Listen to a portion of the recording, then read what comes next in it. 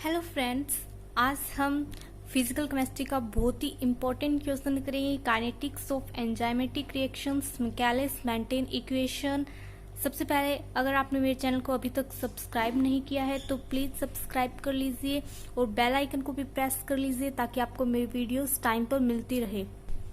So let's start kinetics of enzymatic reactions MME। MME मतलब Michaelis Menten equation. So enzymes हमारे पास क्या होते हैं? Enzymes are proteins which provide low activation energy. They are highly selective in nature. देखिए, enzymes हमारे पास proteins होते हैं जो लो एक्टिवेशन एनर्जी देते हैं और ये हाईली सिलेक्टिव इन नेचर होते हैं। देखिए, फॉर एग्जांपल मैंने यहाँ पर पेरोक्साइड की एक रिएक्शन ली है। ये रिएक्शन जनरली हमारे पास फर्स्ट ऑर्डर की होती है, लेकिन जब हम इसे एंजाइम की प्रेजेंस में करते हैं तो ये रिएक्शन हमारे पास जीरो ऑर्डर की हो जाती है। देखिए, generally this reaction is first order kinetics but in presence of enzyme the above equation become zero order. ठीक है। Enzymes works at low concentration.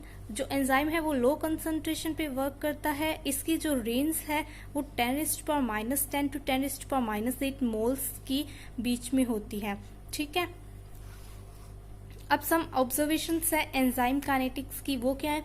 Number first, when enzyme concentration increases then rate of reaction increases linearly. Substrate conversion. अब देखिए, substrate conversion मैं आपको बताऊंगी, उससे पहले ये देख लीजिए कि जो एंजाइम कंसंट्रेशन है वो भी इंक्रीज होगी रेट ऑफ रिएक्शन के साथ लीनियरली। कैसे? यहाँ पर मैंने एंजाइम लिया है, सबस्ट्रेट लिया है। ठीक है, ये हमारे पास मिलकर बनाएंगे एंजाइम सबस्ट्रेट एक कॉम्प्लेक्स। ठीक है, तो देखिए एंजाइम प्लस प्रोडक्ट। देखिए, सबस्ट्रेट का कन्वर्जन किस में हो गया? एंजाइम सबस्ट्रेट कॉम्प्लेक्स में। यही तो है सबस्ट्रेट कन्वर्जन। और रेट ऑफ रिएक्शन हमारे पास इंक्रीज ही तो कर रही है कंसंट्रेशन के साथ। जैसे कि अगर हम ज्यादा एंजाइम डालेंगे तो वैसे ही हमारे पास कॉम्प्लेक्स जल्दी बनेगा, जल्दी से हमारे पास प्रोडक्ट निकल कर आएगा और हमें फ्री एंजाइम साथ में मिलेगा। ठीक है। सेकेंड पॉइंट क्या है? At high substrate concentration rate enzymatic reactions. At high substrate concentration rate enzymatic reaction approaches to maximum. की हाई सबस्ट्रेट कंसंट्रेशन पे जो रेट है किसी भी एंजाइमेटिक रिएक्शन की, जैसे कि हमने ये रिएक्शन ली थी एंजाइमेटिक रिएक्शन की, वो मैक्सिमम पे होएगी। ठीक है। ये जो नोट्स है इनकी PDF मैंने आपको डिस्क्रिप्शन बॉक्स में डाल दी है, वहां से आप उठा लीजिएगा। So third point, at low substrate. देखिए, पहले सेकंड पॉइंट की एक छोटी सी चीज बता देती हूँ। एट हाई का सबस्ट्रेट कंसंट्रेशन हमारे पास मैक्सिमम वेलोसिटी होएगी। यही बात बोली थी मैंने थोड़ी देर पहले कि एंजाइमेटिक रिएक्शन में हमारे पास क्या होता है, जो सबस्ट्रेट अगर सबस्ट्रेट कंसंट्रेशन अगर ज्यादा होती है तो हमारे पास क्या होती है? रेट ऑफ रिएक्शन भी ज्यादा होती है, मैक्सिमम वेलोसिटी को अप्रोच करती है। थर्ड पॉइंट सेम यही है कि लो सबस्ट्रेट कंसंट्रेशन पे हमारे पास fixed enzyme concentration velocity linear होएगी। ठीक है। Initial velocity equals to S, that is substrate. So एक ग्राफ ले रखा है मैंने यहाँ पर, जो मैंने प्रोडक्ट और टाइम के बीच बनाया है। ठीक है। Increase of product concentration with time for 4 different concentration of N. की जो प्रोडक्ट कंसंट्रेशन है वो टाइम के साथ क्या हो रही है? इंक्रीज हो रही है।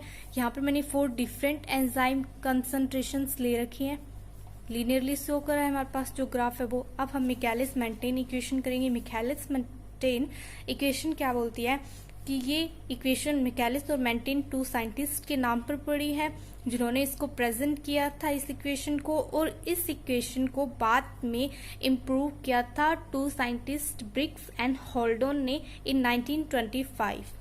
ये लैंग्वेज मैंने लिख रखी है। एक kinetic formulation of these ideas was presented by Michaelis and Menten equation. जो आइडियाज मैंने अभी बताए थे इन सबको एक इक्वेशन में कन्वर्ट किया था मिकेलिस एंड मेंटेन ने, with significant improvements by Briggs and Holden in 1925. In the simplest picture, the enzyme and substrate binds reversibly to form a complex followed by dissociation of the complex to form the products and regenerate the free enzymes। जो हमने थोड़ी देर पहले equation ली थी उसी को ही explain किया है कि हमारे पास सबसे पहले एंजाइम एंड सबस्ट्रेट बाइंड होके एक कॉम्प्लेक्स फॉर्म करते हैं। कॉम्प्लेक्स फॉर्म होने के बाद वो डिसोसिएट होता है, वो हमारे पास प्रोडक्ट बनाता है, फ्री एंजाइम दे देता है। देखिए एंजाइम लिया, सबस्ट्रेट लिया, ये सारे कॉम्प्लेक्स बना दे, ये डिसोसिएट होकर वापस फ्री एंजाइम दे देगा और प्रोडक्ट दे देगा हमें। ठीक है, ये हमारे पास रेट कांस्टेंट है E प्लस एस से जो कॉम्प्लेक्स बना है उसका कॉम्प्लेक्स, ये रिवर्सिबल रिएक्शन है यहाँ पर, तो कॉम्प्लेक्स से वापस जो प्रोडक्ट्स बनेंगे उनका रेट कांस्टेंट K-1 है। ठीक है, सेम कॉम्प्लेक्स से जो हमारे पास ये बन रहा है इसका रेट कांस्टेंट K2 है। सो इस इक्वेशन को मैंने इक्वेशन 1 नाम दे दिया है। Because the second step must also be reversible, the mechanism applies strictly. Concentration has become significant. Under these conditions, rate of enzymatic reaction is given as। अब देखिए सेकेंड स्टेप जो हमारे पास है वो मस्ट बी रिवर्सिबल है, तो हमारे पास mechanism जो आएगा इनिशियल स्टेजेस का प्रोडक्ट से पहले वो हमारे पास। इस कंडीशन को ध्यान में रखते हुए हम रेट देखेंगे एंजाइमेटिक रिएक्शन की रेट, या फिर हम कह सकते हैं वेलोसिटी। ठीक है, ये हमारे पास किसके इक्वल होगी, rate of formation of product के। ठीक है, सेम मैंने वही लिखा है, कंसंट्रेशन को हमेशा हम ऐसे ब्रैकेट में लेते हैं। ये हमारे पास K2 ES के इक्वल आ गई। अब आपको ये क्वेश्चन दिमाग में आएगा कि ये कैसे आया, तो अगर आपको निकालना आता है तो ठीक है, अगर नहीं आता तो लॉ ऑफ मास एक्शन की मैं डिस्क्रिप्शन बॉक्स में एक वीडियो का लिंक शेयर करूंगी, वो देख लीजिएगा आप। ठीक है, ये हमारे पास इक्वेशन 2 आ गई। Now we apply the steady state approximation for enzyme substrate complex। अब हम steady state principle अप्लाई करते हैं इस इक्वेशन पर, जो हमें कहता है, जो स्टेडी स्टेट प्रिंसिपल है ये बोलता है कि हमारे पास फ्री रेडिकल्स जैसे फॉर्म होते हैं वैसे भी कंज्यूम हो जाते हैं। ये मैंने लिख रखा है, दिस इम्प्लाइज दैट एटम्स और free radicals are consumed as soon as they are produced. So अगर वे प्रोड्यूस्ड होते ही कंज्यूम हो जाते हैं तो वो इक्वल्स टू 0 आएंगे। ठीक है, देखते हैं हम। ये देखिए हमें प्रोडक्ट जो बन रहा है कॉम्प्लेक्स उसकी रेट निकालनी है, तो मैंने वो निकाल ली। K1 ES, ये हमारे पास एंजाइम, S की कंसंट्रेशन, सबस्ट्रेट की कंसंट्रेशन, कॉम्प्लेक्स की कंसंट्रेशन, ES की कंसंट्रेशन इक्वल्स टू 0। ये हमारे पास थर्ड इक्वेशन आ गई। अब देखिए यहाँ पर मैं ES कॉमन निकाल लूँ, कॉमन निकालने के बाद मेरे पास क्या आ जाएगा, अंदर K-1 प्लस K2। ठीक है, रेट कॉन्स्टेंट फॉर ES से जो हमारे पास E प्लस S था, रिवर्सिबल रिएक्शन थी, वो कांस्टेंट है। ये हमारे पास सेकंड स्टेप का कांस्टेंट है। ठीक है, अब देखिए इस इक्वेशन को मैंने फोर्थ नाम दे दिया है। अब यहाँ से मैं ES निकाल सकती हूँ क्योंकि हमें तो कॉम्प्लेक्स ही चाहिए। निकाल लिया मैंने यहाँ से। ये देखिए ये सारी चीज इस साइड आ जाएंगी और ये जो ES के साथ पड़ा ये डिवाइड में आ जाएगा। फिर E और हमारे पास E और S क्या है, E और S हमारे पास फ्री एंजाइम कंसंट्रेशन है, where E and S are the free concentrations of enzyme. E हमारे पास एंजाइम की कंसंट्रेशन है एंड सबस्ट्रेट की कंसंट्रेशन S है, but these are difficult to measure, इन्हें मेजर करना तो डिफिकल्ट ही होएगा।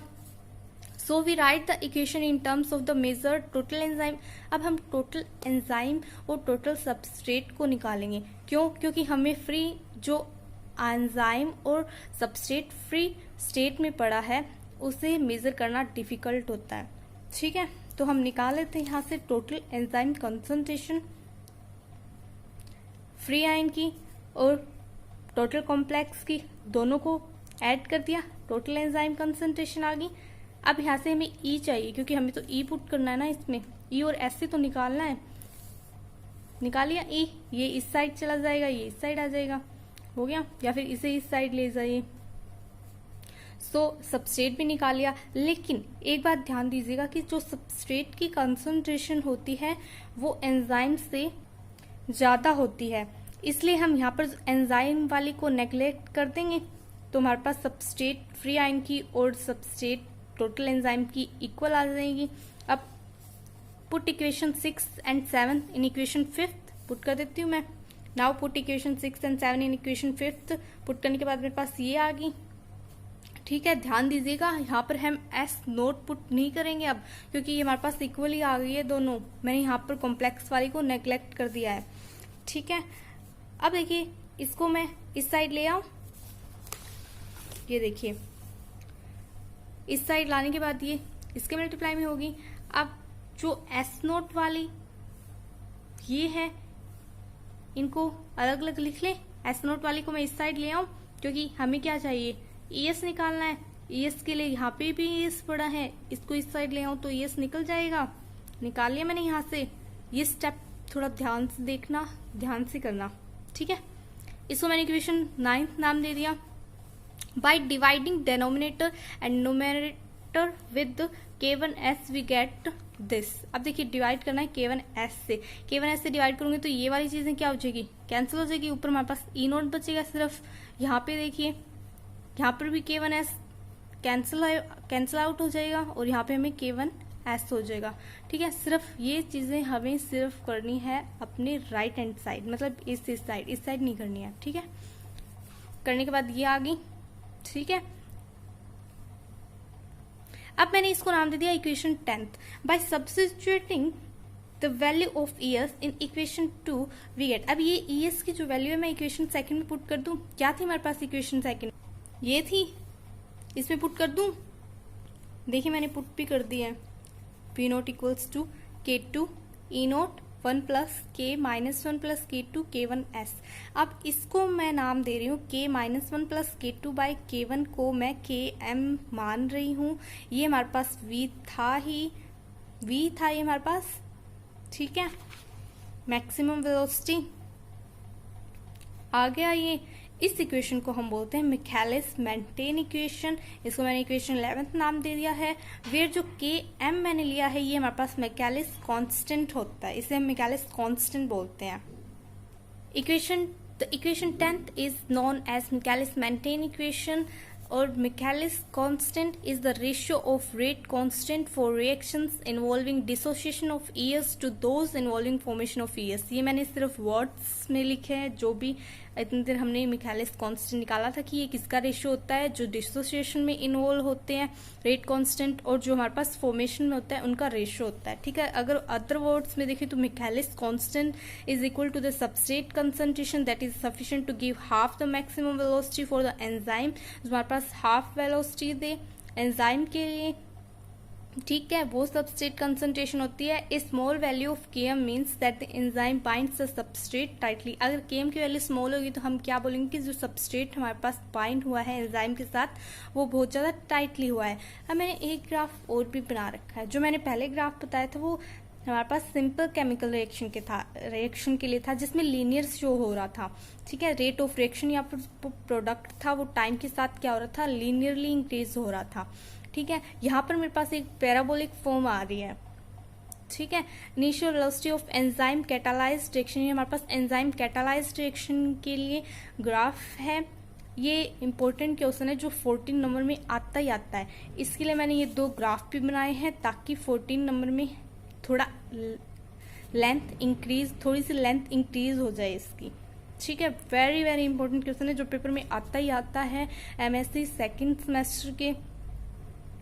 Okay, thanks for watching my video. अगर वीडियो अच्छी लगी हो तो लाइक करना तो बिल्कुल भी मत भूलिएगा, और डिस्क्रिप्शन बॉक्स में आपको लिंक मिलेगा जिसमें आपको ये नोट्स प्रोवाइड हो जाएंगे, ठीक है।